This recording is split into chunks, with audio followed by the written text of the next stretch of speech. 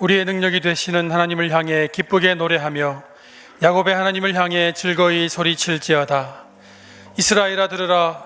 우리 하나님 여호와는 오직 유일한 여호와이시니 너는 마음을 다하고 뜻을 다하고 힘을 다하여 내 하나님 여호와를 사랑하라.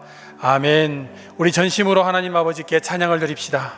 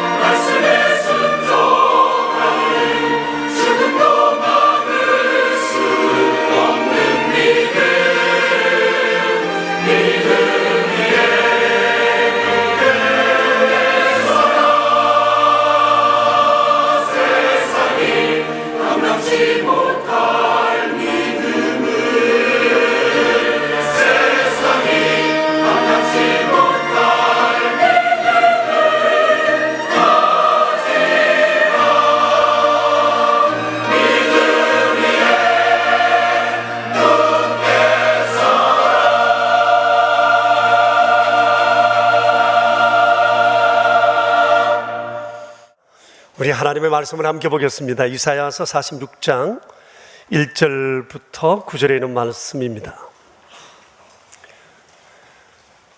이는 살아계신 하나님의 말씀입니다. 이사야서 46장 1절부터 9절에 있는 말씀입니다. 함께 받들어 읽겠습니다. 벨은 엎드려졌고 너보는 구부러졌도다. 그들의 우상들은 짐승과 가축에게 실렸으니 너희가 떠매고 다니던 그것들이 피곤한 짐승의 무거운 짐이 되었도다. 그들은 구부러졌고 그들은 일대에 엎드러졌으므로 그 짐을 구하여 내지 못하고 자기들도 잡혀갔느니라. 야곱의 집이여 이스라엘의 집에 남은 모든 자여 내게 들을지어다. 배에서 태어남으로부터 내게 안겼고 태에서 남으로부터 내게 업힌 너희여, 너희가 노년에 이르기까지 내가 그리하겠고 백발이 되기까지 내가 너희를 품을 것이라. 내가 지었은즉 내가 업을 것이요 내가 품고 구하여 내리라. 너희가 나를 누구에게 비기며 누구와 짝하며 누구와 비교하여 서로 같다 하겠느냐. 사람들이 주머니에서 금을 쏟아내며 은을 저울에 달아 도금장이에게 주고 그것으로 신을 만들게 하고 그것에게 엎드려 경배하며 그것을 도로 어깨에 메어다가 그의 처소에 두면 그것이 서 있고 거기에서 능히 움직이지 못하며 그에게 부르짖어도 능히 응답하지 못하며 고난에서 구하여 내지도 못하느니라. 너희 패역한 자들아 이 일을 기억하고 장부가 되라. 이 일을 마음에 두라. 너희는 옛적 일을 기억하라. 나는 하나님이라 나 외에 다른 이가 없느니라. 나는 하나님이라 나 같은 이가 없느니라. 아멘. 9절 말씀을 중심해서 말씀을 드리겠습니다. 거기에 이런 말씀이 있습니다. 나는 하나님이라 나 외에 다른 이가 없다. 나는 하나님이라 나 같은 이가 없다. 하나님 자신에 대한 하나님의 자기 증거입니다. 그 누구도 토달할 수 없는 위대한 선언이라고 생각합니다. 이사야서에는 이런 말씀이 유독 많아요. 멀리 갈 것 없이 어제 우리 성경 통독 본문인 이사야서 43장부터 45장까지 읽으신 분들은 이 말씀들을 그 내용 중에서 많이 보았을 것입니다. 제가 세워봤어요. 12구절이나 있습니다. 굉장히 많은 겁니다. 단어를 꼽으라면 훨씬 더 많이 있습니다. 하나님께서 계속 말씀하세요. 나는 하나님이다. 나 외에 다른 이는 없다. 나는 하나님이다. 나 같은 이는 없다고 말씀을 하세요. 여러분 이상하지 않습니까? 왜 하나님께서 거듭거듭 이 말씀을 하셨을까요? 왜 이 말씀을 하셔야만 했을까요? 그것은 하나님의 백성들이 하나님을 하나님으로 알지 못하고 우상을 하나님으로 알고 따라 섬겼기 때문입니다. 여러분 한번 생각해 보세요. 나는 자식을 사랑하는데 내 사랑하는 자식이 나를 옆에 놓고도 나를 못 본 채 하면서 지하고 좀 코드가 맞는다고 내 원수 같은 놈하고 같이 붙어 아빠하고 따라다닌다면 속에 천불나지 않겠어요? 하나님의 마음이 바로 이랬습니다. 너무나 무지하고 몰상식한 자기 백성들의 이런 꼴을 보고 하나님께서 너무 마음이 아파서 거듭거듭 말씀하신 것입니다. 나는 하나님이다. 나 같은 이가 없다. 나는 하나님이다. 나 외에 다른 이는 없다. 여러분 이거 얼마나 자존심 상하는 얘기입니까? 내가 나에 대해서 다른 사람들이 알아주지 않으니까 내가 나에 대해서 나를 소개하고 설득을 하는 이것이 얼마나 자존심 상하는 일이에요. 그럼에도 불구하고 하나님은 자존심 다 내려놓고 그 백성을 향해서 나다. 내가 너의 하나님이다. 나 외에 다른 이는 없다. 나 같은 이는 없다고 그 백성들을 향해서 끊임없이 이 말씀을 하시는 거예요. 여러분 이 말씀을 통해서 하나님이 정말 하시고자 하시는 말씀은 하나예요. 너희에게 믿음이 있는가? 참 믿음이 있는가? 그걸 질문하시는 겁니다. 하나님에 대한 참 믿음을 가지고 있는가? 이걸 분명히 하라는 거예요.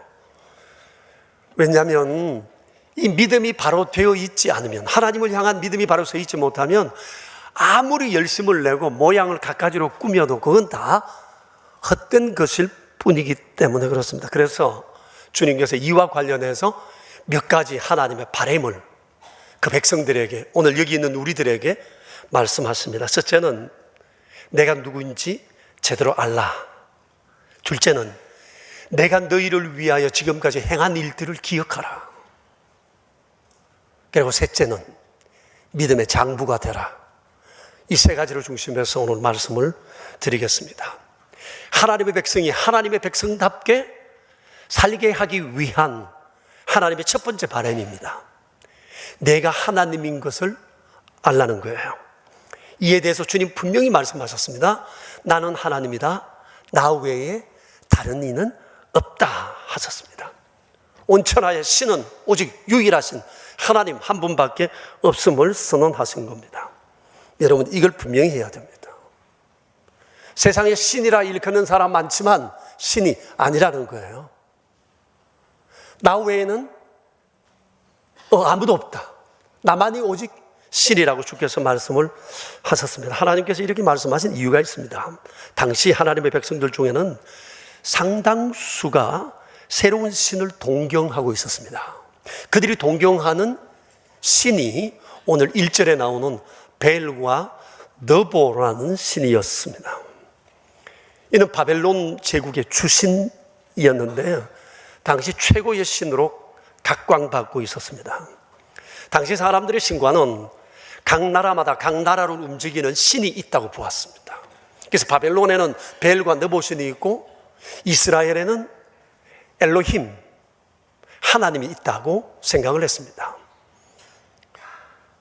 그래서 나라와 나라 사이에 전쟁이 붙으면 이것은 신들의 전쟁이라고 보았습니다. 강한 신이 전쟁에서 승리하고 좀 약한 신은 실패할 수밖에 없다고 생각하는 겁니다. 바벨론이 온 천하를 쥐고 흔들면 바벨론의 신이 가장 강하다고 믿은 거예요. 그래서 그 당시 최고의 신은 벨과 너보 신이었습니다. 하나님은 한 수 아래라고 본 것이에요. 왜냐하면 이스라엘은, 유다는 바벨론, 아수르에 의해서 많은 공격과 어려움을 당했기 때문입니다. 그러다 보니까 유다 백성들 중에서도 하나님 대신 벨과 너보라는 신에게 마음이 끌리기 시작했어요. 그들을 섬기고 숭배했어요. 저들을 통해서 조국의 부흥을 꿈꾸었습니다. 저들만이 우리를 구원하고 우리를 안전하게 지켜주리라고 하는 그런 기대가 그들에게 있었던 것입니다.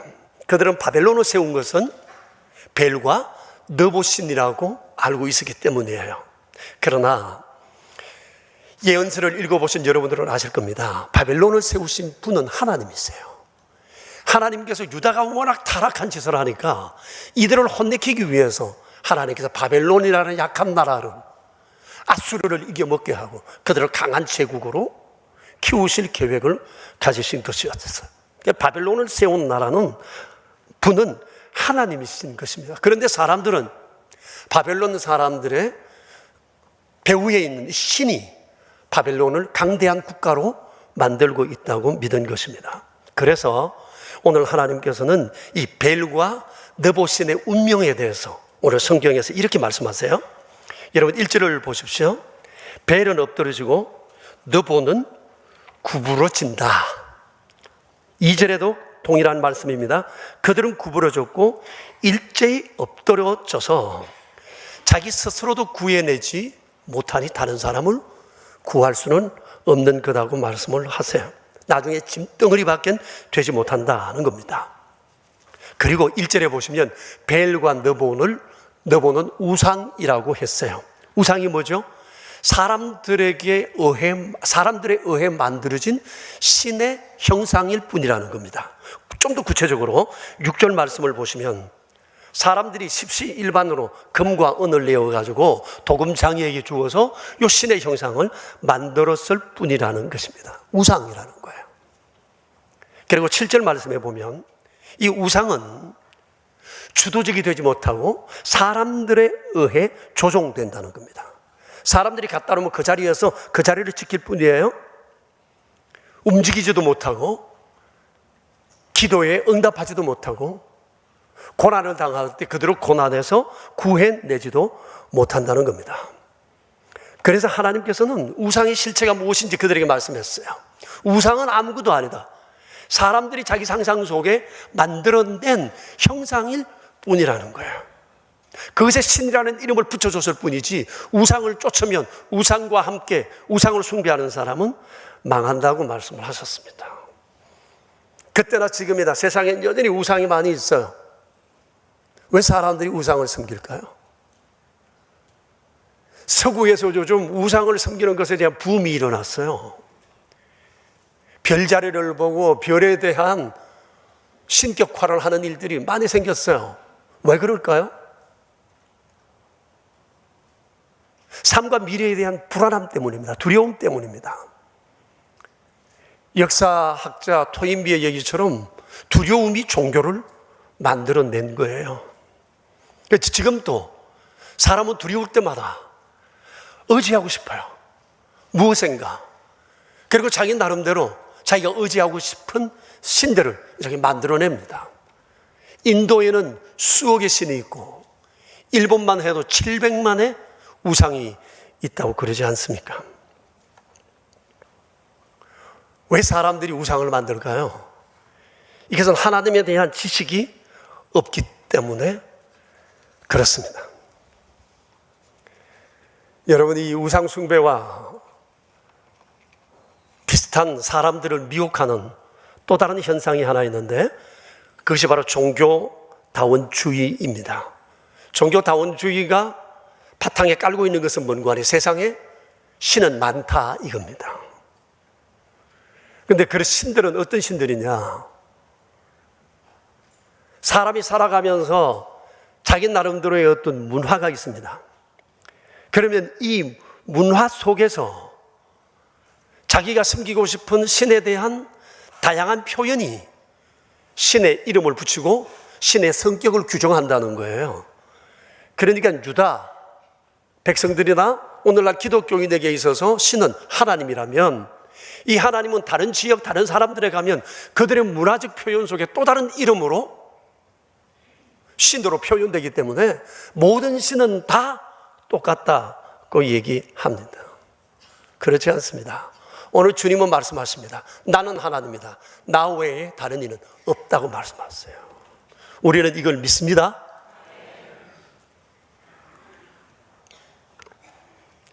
또 하나의 사람들을 미혹하는 현상이 있는데 무종교화, 비종교화되는 사회적 현상입니다. 무종교인들이 점점 늘어가고 있습니다. 옛날에는 거의 다 종교를 가졌습니다. 80% 정도 종교를 가지고 있었어요. 근데 2005년만 해도 그 종교의 인구가 한 52% 정도 되었습니다. 지금은 우리나라의 종교조사를 해본 결과 종교를 가진 사람이 42.9%입니다. 왜 많은 사람들이 종교를 가지다 종교를 포기할까요? 비종교화 되는 것일까요? 몇 가지 이유가 있습니다. 사람들이 일반적으로 종교를 가질 때 종교를 가지는 성격이 몇 개 있는데 그것이 하나의 종교를 여가 활동으로 본다는 거예요. 하나의 문화적 한 계통으로 본다는 겁니다. 그러니까 여가 활동으로 봤는데 살아가는 것이 점점 각박해지고 또 경쟁이 심해지면서 자기가 자유롭게 했던 여가 활동을 줄이기 시작합니다. 그러다 보니까 자연스럽게 종교를 여가 활동이라고 생각했던 사람은 종교를 끊습니다. 종교를 포기하게 되는 겁니다. 또 어떤 사람은 종교를 선택할 때 마음의 위로나 평안이나 소원을 성취하기 위해서 종교를 가지게 됩니다. 근데 살다 보니까 내가 종교에서 받으려고 했던 위로나 평안이 다른 데서도 있거든요. 오늘날 현대인들을 위한 많은 힐링 프로그램들, 또 다른 프로그램들이 많아요. 전에는 종교에서 이 위로를 받고 평안을 얻으려고 했는데 여기 가도 종교에서 받던 유사한 평안과 위로를 얻을 수 있거든요. 그렇다면 굳이 시간을 내어서 종교를 찾을 필요가 없고 내가 편한 대로 내가 원하는 시간에 가서 이곳에 가서 내가 평안과 위로를 얻겠다고 생각하는 겁니다. 이것이 바로 탈종교화, 비종교화 된 현상이라고 볼 수가 있습니다. 우리 기독교인들 가운데에서도 위로를 받고 평안을 얻고 소원 성취하기 위해서 교회 나온 사람들은 이거 얻고 나면 교회 떠납니다. 또 이와 비슷한 것들이 있으면 그리로 쫓아가게 됩니다. 이거 추풍낙엽입니다. 그 다음에 왜 이런 비종교화 현상이 생기느냐? 삶의 결정적인 어려움이 없기 때문입니다. 사람이 정말 죽을 순간이 되고 사방으로 우겨삼을 받으면 두려움 속에 하나님을 찾을 수밖에 없어요. 신을 찾습니다. 일반적인 표현에 의하면. 근데 지금은 살기가 편해졌다는 겁니다. 좀 어렵기는 하지만 결정적 인생의 고비를 맞고 있지 않다는 겁니다. 근데 궁극적인 결정적인 것이 하나 있는데 그것은 종교에 대한 정체성이 없기 때문입니다. 약하기 때문이에요. 정체성이 없다 보니까 쉽게 흔들리게 되고 비종교화, 무종교화 되게 되는 것입니다.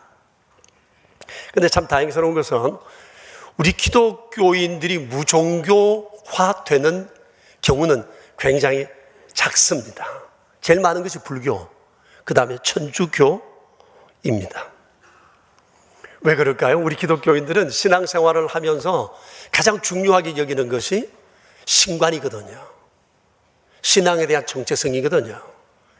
우리가 믿는 하나님이 어떤 분인지에 대한 인식을 가장 소중하게 생각하기 때문이에요. 그래서 여러분, 우리가 신앙생활할 때 가장 소중하게 생각해야 될 것이 내가 믿는 하나님이 누구신가에 대한 바른 이해와 믿음입니다. 지난주에도 우리는 봤어요. 세상이 이렇게 타락하고 베엘과 느보를 쫓고 새로운 신이 각광받던 그때 이사야 선지자는 여호와만이 하나님이라고 그렇게 소리를 높이고 감사 찬송하고 어려움 가운데 빠진 백성들을 위로했었습니다. 이건 너무 중요한 믿음의 고백이거든요. 여호와가 누구죠? 나와 함께 하시고 나를 위해 존재하시고 나를 위해 활동하시고 나를 위해 일하시는 분이세요. 이렇게 자상하신 분이 세상에 어디 있습니까? 근데 이분이 하나님이세요. 전능하세요. 자상하신데 전능하세요. 끝난 거잖아요. 우리가 믿는 하나님이 이런 분이에요. 이 하나님에 대한 바른 믿음과 인식이 우리에게 필요한 겁니다. 이건 굉장히 자부심을 가져도 좋아요. 예수 믿는다는 거 뻑일 만한 일이에요. 이런 하나님과 내가 특별한 친분 관계에 있기 때문입니다. 얼마나 놀라우는지 몰라요. 그런데 세상에 많은 사람들이 지금 무종교화 되어 가고 있습니다. 여러분 하나 생각해 봅시다. 인간이 하나님 없이 살 수 있을까요? 어떻게 생각하세요? 저도 주님을 알기 전엔 그렇게 살 수 있다고 생각했습니다. 친구 있고 할 일 있고 재밌는 거 있으면 이거 가지고 충분히 살아갈 이유가 된다고 생각을 했어요. 그런데 주님을 알고 나니까 그게 아니라는 사실을 발견했어요. 주님을 알고 나니까 주님이 누구신 걸 분명히 경험하고 나니까 떠날 수가 없어요.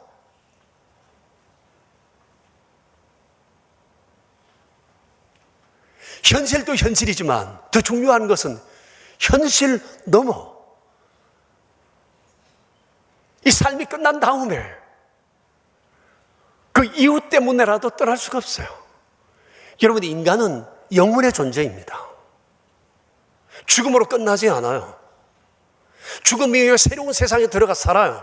지옥에서 영원히 살든지 천국에서 영원히 살든지 우리는 그곳에 들어가서 살게 될 거예요. 이거 어떻게 할 겁니까? 지옥에 들어가는 길은 무지무지하게 많은데 천국에 들어가는 길은 오직 한 길밖에 없거든요. 여호와 하나님을 섬기고 그분이 보내신 주 예수 그리스도를 나의 구주로 믿는 길 외에는 길이 없어요. 이걸 어떻게 포기해요? 포기할 수 없죠. 예?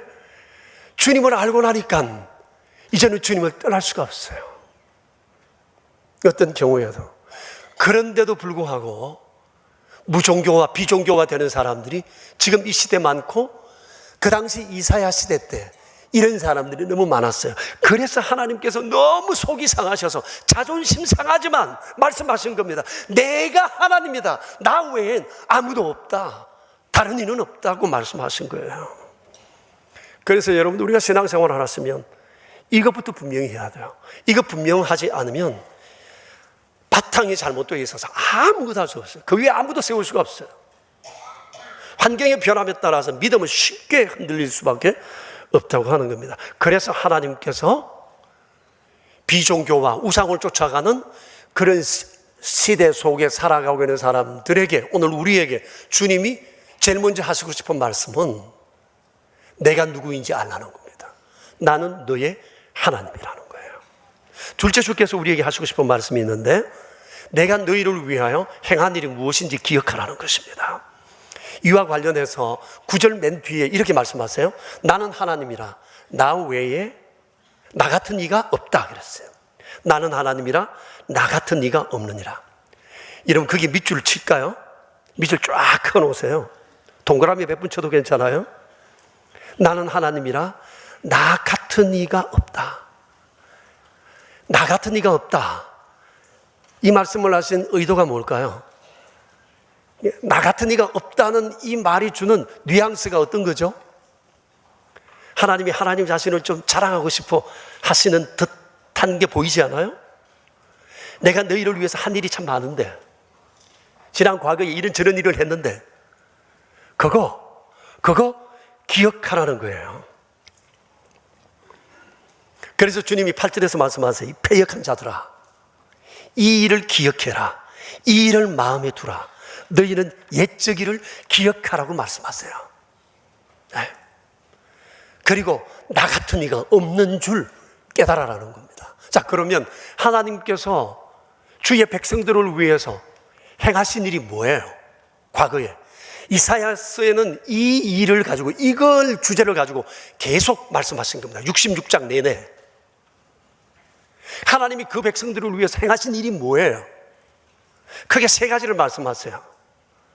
이건 역시도 어제 읽었던 본문 43장부터 45장 6장 안에서 우리 함께 이 말씀을 나누어 보도록 해요. 첫째, 나는 너의 창조주라는 겁니다. 43장 1절을 한번 보세요. 43장 1절 우리 같이 한번 읽어 봅시다. 야곱아, 너를 창조하신 여호와께서 지금 말씀하시느니라. 이스라엘아, 너를 지으신 이가 말씀하시느니라. 자, 여기까지. 여기 보면 하나님께서 거듭 말씀하시는 게 있어요. 내가 너를 창조했다. 내가 너를 지었다고 말씀하십니다. 여러분, 이 내용이 45장까지 몇 번 나오는지 아세요? 15번 나옵니다. 9절만 세어보세요. 단어를 세면 훨씬 더 많습니다. 하나님께서 매우 강조하고 싶은 것, 우리에게 힘주어 얘기하고 싶은 것, 내가 너를 지었다는 얘기예요. 주님이 이것을 통해서 정말 우리에게 또 하시고 싶은 말씀이 있습니다. 너는 내 거요, 너희와 나는 운명적으로 나눌 수 없는 존재라고 하는 겁니다. 그래서 너희가 아무리 패역할지라도 내가 너희를 잊을 수 없는 이유, 버릴 수 없는 이유, 외면할 수 없는 이유, 다 망한 자리에 있어도 내가 너희를 포기할 수 없는 이유, 그것은 내가 너희를 지었기 때문이라고 주님 말씀하시는 겁니다. 그리고 43장 4절을 보세요. 너는 여전히 내 눈에 보배롭고 존귀하며 내가 너를 사랑하고 있다. 그리고 너를 새롭게 할 수만 있다면 나는 그 어떤 것도 희생할 수 있다고 말씀을 하십니다. 정말 주의 백성들을 향한 하나님의 뜨거운 사랑 고백인 겁니다. 여러분, 우리가 어디서 이런 고백을, 사랑 고백을 들을 수 있겠어요? 위대하신 하나님께서 우리를 향해 뜨거운 사랑 고백을 하는데도 마음에 감격이 없다면 너무 무딘 겁니다. 여러분, 우리가 사람과의 관계 속에서도 참 감정적으로 무딘 사람은 사랑받기 참 어려워요. 예? 사랑한다 말하는데도 이 돌 같고 벽 같으면 이거 그 사람 계속 사랑하는 게 얼마나 고통인지 아세요? 성혜 여사, 옛날에 우리 그랬어요. 옛날에. 요즘 많이 달라졌지만 제 아내 흉보면요, 내가 저 사람한테 35년 되도록 여보 사랑해요 이 말을 못 들어봤습니다. 그 미안해요 라는 말도 잘 안 해요. 근데 빙긋이 웃기만 해요. 그럼 내가 알아서 알아먹고 반응을 해야 돼. 그래서 제가 요즘은 자꾸 여보 한마디만 해주세요. 그러면 이제 사랑해요, 미안해요, 뭐 이 정도로 나와요. 그것만 해도 감지덕지죠. 만약 하나님하고 내하고 관계가 이렇다고 생각해 봐요. 우리가 사랑을 표현할 줄 모른다고 생각해 봐요. 얼마나 하나님 답답하시겠어요. 여러분, 우리 잊지 마세요. 하나님이 나를 지으셨어요. 나를 창조하셨어요. 하나님은 우리가 이 사실을 알아주길 바라요. 내가 너를 지었다. 너는 내 거다. 너와 나는 운명적으로 하나여서 나눌 수 없는 존재다. 이 사실을, 이 마음을 하나님은 알아주길 바라세요. 하나님이 우리를 위해서 행하신 두 번째 일이 있는데 우리를 구속하셨다는 거예요. 자, 1절, 43장 1절 다시 한번 읽어봅시다. 야곱아, 너를 창조하신 여호와께서 지금 말씀하시느니라. 이스라엘아, 너를 지으신 이가 말씀하시느니라. 너는 두려워하지 말라. 내가 너를 구속하였고. 여기까지. 자, 보세요. 주님이 말씀하세요. 내가 너를 구속했다.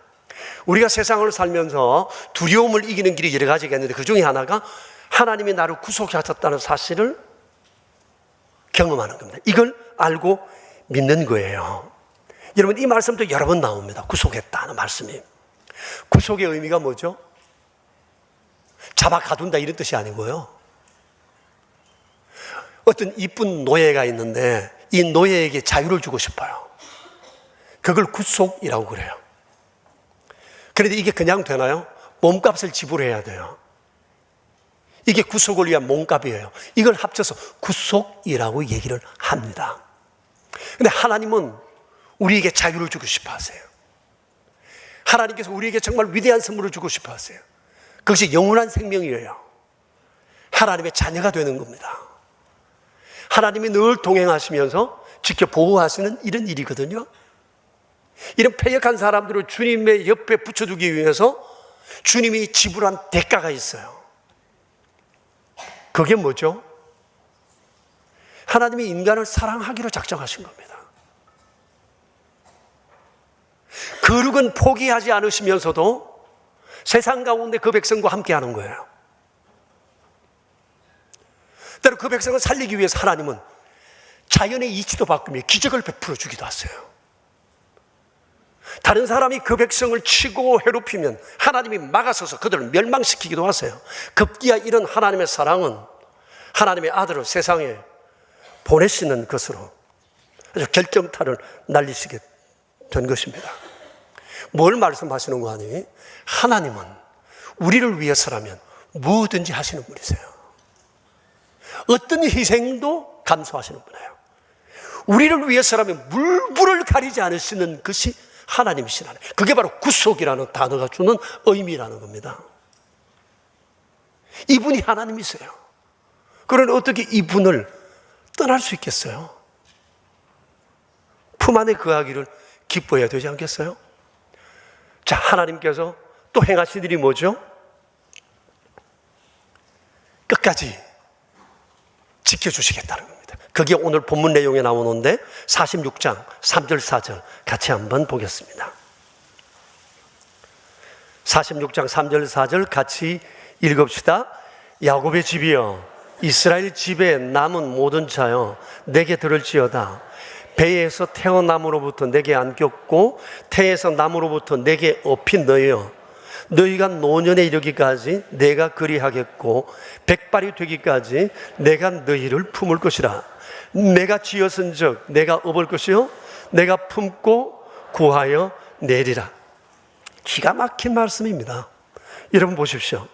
주님 말씀하세요. 내가 너를 태어나게 했고 태어나자마자 내가 너를 안았고 업었고 품었고 백발이 되기까지, 노인이 되기까지 내가 너를 구하여 낸다 했어요. 자식을 애지중지하는 부모의 모습 그대로입니다. 그런데 자식을 사랑하는 부모와 하나님이 다른 것이 하나 있어요. 그게 뭐죠? 세상 부모는 자식들이 어느 정도 성장하면 독립시킵니다. 자식들도 어느 정도 성장하면 부모로부터 독립하고자 합니다. 그런데 하나님께서는 하나님의 자녀들인 우리를 절대 독립시키지 않습니다. 오늘 성경에 뭐라고 그러세요? 노년에 이르도록 백발이 되기까지 나는 너를 안고 품고 업고 내가 너를 구하여 내겠다는 겁니다. 하나님 보시기엔 우리가 80이 되고 100살이 되어도 여전히 하나님의 아기일 뿐이에요. 그래서 내어놓을 수가 없어요. 너무 놀라운 하나님의 마음이지 않으세요? 이를 통해 하나님께서 우리에게 하시고 싶은 말씀이 있습니다. 너희는 하나님 없이, 나 없이는 절대로 살아갈 수 없는 존재라는 거예요. 지금까지 내가 살아온 것이 하나님이 함께 하신 은혜입니다. 자수성가 아니에요. 나를 창조하시고 구속하시고 나를 안고 업고 품고 구하여 내신 하나님의 은혜가 나를 오늘 여기 있게 하신 겁니다.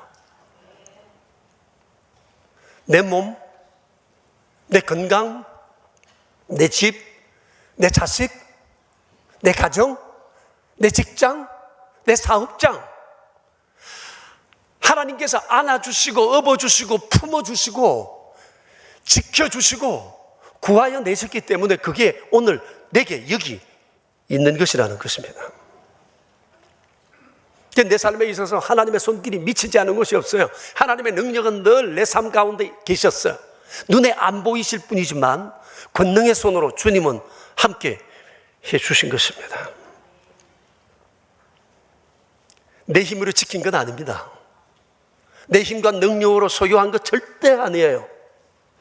하나님이 업으시고 안으시고 품으시고 구하여 내신 덕분에 내가 이거 소유하고 살아갈 수 있는 것입니다. 여러분 그렇게 믿으세요? 내 가진 모든 것이 하나님의 돌보심 결과라고 확신하세요?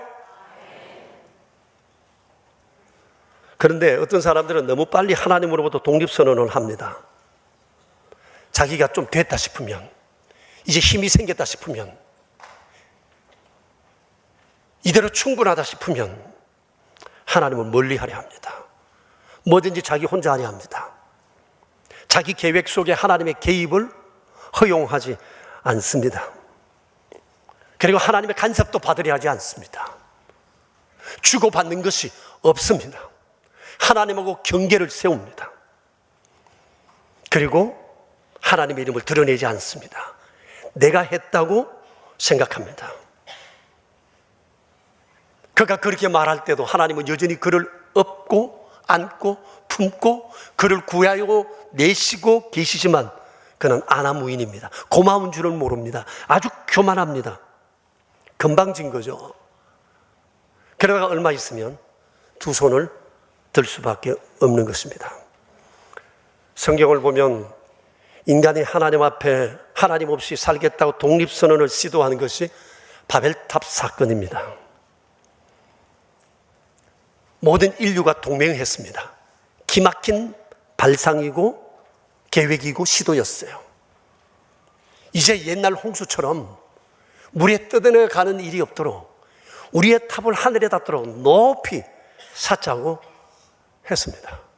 전 인류 동맹의 큰 사업이었습니다. 어느 정도까지는 됐어요. 그러다가 한 방에 갔습니다. 한 방에. 하나님께서 이런 교만을 내버려 두시지 않습니다. 주님 말씀하셨어요. 자, 우리가 내려가서 거기서 그들의 언어를 혼잡하게 하여 그들이 서로 알아듣지 못하게 하자. 이로써 인류의 동맹은 깨어졌고 세계 곳곳으로 뿔뿔이 흩어졌고 인간과 인간 사이에 언어의 불통이 생기게 되었던 것입니다. 여러분, 하나님께서 혼잡하게 하시고자 하면 막을 사람이 없고요. 아무리 혼잡해도 하나님 함께 하시면 풀리지 않을 문제도 없다는 것입니다. 이걸 아는 게 지혜예요. 하나님 없이 나는 아무것도 할 수 없다. 이거 아는 게 지혜입니다.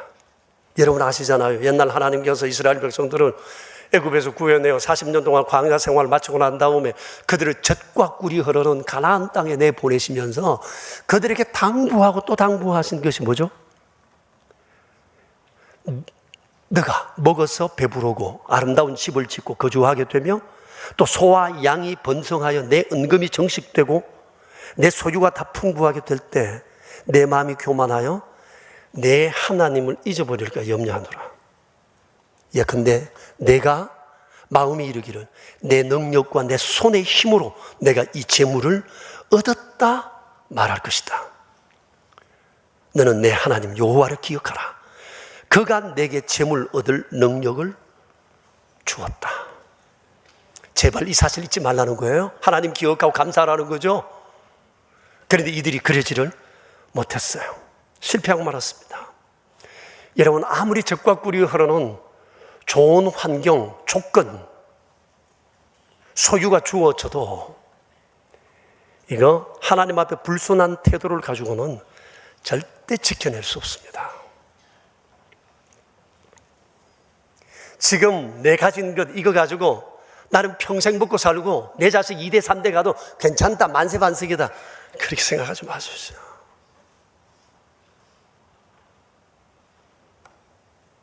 하나님께 불순하면 성공했다 싶어도 그 성공 절대 오래 못 갑니다. 한 방에 갈 수 있어요. 그러나 무너졌던 것도 주의 은총 속에 얼마든지 회복이 가능할 수 있다는 것입니다. 지금 우리를 두렵게 하는 삶의 요소들이 너무 많습니다만은 너무 겁먹지 않아도 됩니다. 왜냐하면 오늘 주께서 우리에게 말씀하셨어요. 3절과 4절에서 야곱의 집이여 이스라엘의 남은 자여 내게 들어라. 배에서 태어나면서부터 내게 안겼고 태에서 나무로부터 내게 업힌 너여 너희가 노년에 이르기까지 내가 그리하겠고 백발이 되기까지 내가 너를 품을 것이라. 내가 너를 지었으므로 내가 업을 것이고 내가 품고 구하여 내리라고 말씀하셨어요. 그러니까 이 세상을 살아가면서 우리가 할 수 있는 최선의 길은 하나님을 절대 의존하고 하나님께 절대 위탁하고 살아가는 삶입니다. 우리가 할 수 있는 한마디, 주여 저를 불쌍히 여겨주세요. 이거 한마디밖에 없어요. 이거 한마디면 돼요. 세리가 예수님 앞에 서서 기도한 내용이 뭡니까? 하나님이여 저를 불쌍히 여겨주세요. 여러분 어떤 상황이어도 괜찮아요. 정말 진실한 마음으로 하나님의 하나님됨을 인정하고 하나님 없이 나는 살 수 없다는 것을 진실로 믿으면서 주여 불쌍히 여겨주세요. 주 없이 저는 아무것도 할 수 없어요. 지금 가지신 모든 것은 다 주님이 하신 거예요. 주님 저를 불쌍히 여겨주세요. 이 한마디가 가장 강력한 기도예요. 최고의 기도입니다. 옛날 수동원에서 기도한 예수의 기도, 그 내용이 뭐죠? 주 예수여 저를 불쌍히 여겨주세요. 왜요? 하나님 없이는 살 수 없는 존재인 것을 내가 알기 때문입니다. 오늘날 현대인들의 가장 큰 고민이 뭐죠? 자녀 교육, 자녀 혼사, 그리고 노후 대책입니다. 그래서 아예 안 낳습니다. 교육비 감당이 힘드니까요. 아이들 결혼시키고 집 마련해주고 이것저것 하려니까 버거워서 안 돼요. 내 월급 가지고 충분히 못해요. 그래서 혼자 사는 사람, 결혼해도 자식 안 낳는 사람 있어요. 노후 대책 더 어렵다고들 얘기를 해요. 자, 그런데 오늘 하나님의 말씀을 한번 생각해 보세요. 주님 말씀하세요. 그 어떤 것도 하나님 없이는 할 수 없고 반대로 하나님 함께 하시면 못할 일도 없어요. 여러분 그렇게 믿으세요? 주님 말씀하시잖아요. 내가 너를 지었고 내가 너를 구속하였고 내가 너를 안고 업고 품고 내가 함께하여 너를 구하여 내겠다고 말씀하시잖아요. 이 사실을 믿는다면 세상의 수치에 대해서 우리가 그렇게 두려워할 거 없어요. 미리 겁먹을 필요가 없다는 겁니다. 세 번째, 하나님께서 하나님 백성답게 살기 위해 우리에게 당부하고 싶으신 것이 뭔가니? 8절 뒤에 보세요. 이 일을 기억하고 장부가 되라는 겁니다. 장부가 되라. 이 일을 기억하면 장부가 된다는 겁니다. 여러분, 장부가 뭐죠? 남자다운 남자, 여자다운 여자. 이게 장부예요, 장부. 우리가 흔히 생각하는 장부의 개념은 이런 거잖아요. 장부는 이런저런 일에 쉽게 마음이 왔다 갔다 하지 않는다. 한 번 맺은 우정 끝까지 간다. 한 번 한 약속은 손해가 와도 지키는 사람이다. 그는 비겁하지 않다. 이중 플레이하지 않는다. 일구이연하지 않는다. 듬직해서 언제나 하나님 편에 서고 진리를 따라 살아간다. 이것이 흔히 우리가 생각하는 장부의 이미지예요. 근데 아담 이후 그 오랜 세월 수많은 사람들이 하나님 앞에 장부답지 못했습니다. 하나님께 실망을 주었습니다. 왜 그럴까요? 하나님에 대해 무지했기 때문이고 하나님이 행하신 일에 대한 생각이 없었기 때문입니다. 뭐든지 다 내게 운명이 달렸고 내 손에 모든 것이 결정된다고 믿고 철저한 인본주의 속에 살아가기 때문에 그렇습니다. 너무 자기중심적, 현실중심적, 자기 유익을 위해서는 수단과 방법을 가리지 않는 이러한 삶의 태도. 그러다 보니 결국은 하나님도 떠나고 유익이 생긴다면 우상숭배도 서슴지 않는 이런 일들이 벌어지게 된 겁니다. 이렇게 패역함에도 불구하고 하나님께서는 시대마다 하나님의 종들을 보내시어 다독이셨어요. 또 이사야를 보내시어 주님 또 이렇게 다독이시는 겁니다. 패역한 자들이여, 이 일을 기억하라. 이 일을 내 마음에 두라. 옛적 일을 생각하라. 그리고 장부가 되라고 말씀하십니다. 사랑하는 여러분, 살아가는 것이 버겁다고들 다들 얘기합니다. 힘들다고들 얘기를 합니다. 하나님 그걸 알고 계십니다. 그래서 주께서 오늘 우리에게 말씀하시는 겁니다. 그럼에도 불구하고 너희는 내 백성답게 살아야 한다. 그러기 위해서 갖추어야 할 세 가지 자질. 첫째, 내가 너희 하나님인 것을 기억하라. 그러면서 말씀하셨어요. 나는 하나님이다. 나 외에 다른 이는 없다. 철저하게 믿으라. 둘째, 내가 너를 위하여 행한 일을 기억하라. 내가 너를 창조했고, 내가 너를 구속했고, 내가 너를 안고, 품고, 업고, 함께하여 내가 너를 구하여 낸다. 백발이 되기까지. 그러시면서 말씀하셨어요. 나는 하나님이라 나 같은 이는 없다 하셨어요. 세 번째, 이 일을 생각하고 장부가 되라. 여러분, 내가 지금까지 신앙생활을 해오면서 이 세 가지 문제를 짚어볼 때 문제 없습니까? 제대로 했습니까? 왜 흔들렸습니까? 환경에, 남의 말에 왜 그토록 쉽게 상처를 받습니까? 왜 신앙생활을 고민합니까? 해야 되나 말아야 되느냐? 이게 고민할 문제가 전혀 아니지 않습니까? 하나님이 날 사랑하는가 사랑하지 않는가, 이게 어떻게 의심사항이 되는 거죠? 형제자매 여러분, 세상에 이렇게 방황하면서 무종교화, 비종교화, 탈종교화 하는 사람 너무너무 많습니다. 그래서 떨어져 나간 사람 많고 지금도 갈등하는 사람 많아요. 우리가 오늘 이 말씀을 마음속 깊이 새기고 흔들리는 사람들을 잡아주어야 해요. 하나님 백성답게 살아가는 세 가지 길, 내가 물어보겠습니다. 첫째, 내가 하나님임을 알라. 뭐라고 말씀하셨어요? 나는 하나님이라 나 외에 다른 이는 없다. 그 다음에 이쪽에서 두 번째 얘기하면, 두 번째, 내가 너희를 위하여 행한 일을 기억하라. 주님이 우리에게 뭘 행하셨는데요? 내가 너를 창조하였고, 내가 너를 구속하였고, 내가 너를 안고 업고 품고 함께하여 백발이 되기까지 구하여 내리라. 그러고 뭐라고 말씀하셨죠? 나는 하나님이라 나 같은 이는 없다 하셨어요. 세 번째, 2청 한번 해봐요. 이를 기억, 1청은 너무 잘하니까 놔두고 2청 한번 해봐요. 진짜 이를 기억하고 장부가 되라. 장부가 되라.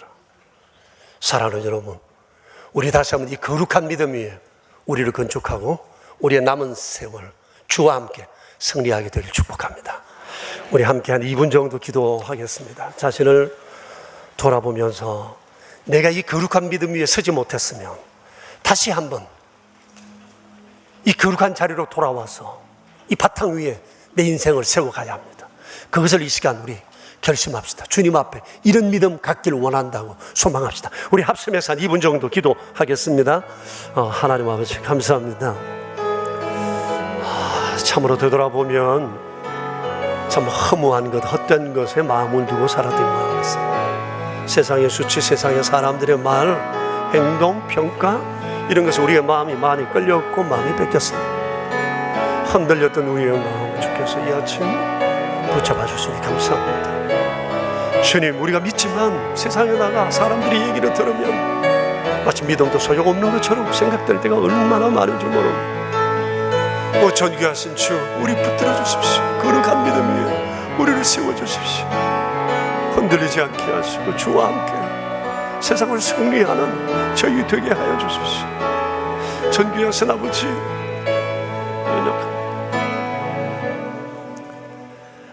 여호와 하나님 아버지, 답답한 마음이 뚫렸습니다. 폭풍같이 우리의 가슴을 뚫고 지나가는 하나님의 은혜의 손길을 경험했습니다. 왜 흔들렸는지, 왜 그토록 고민했는지, 왜 그렇게 감정의 업다운이 심했는지 이유를 알았습니다. 기초가 없었기에, 남의 얘기에, 세상 수치에, 세상 평가에, 세상 소리에 너무 흔들렸기 때문입니다.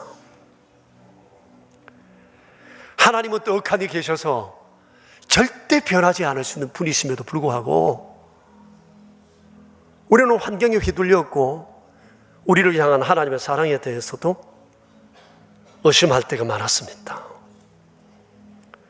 그래서 세상 사람들이 하는 말처럼 종교는 똑같다고, 마음의 위로와 평안의 목적이라고 그렇게 생각하여 왔습니다. 그래서 우리가 믿는 여호와의 종교, 주 예수 그리스도를 섬기는 이 기독교에 대한 자부심이 없었습니다. 사랑이 없었습니다.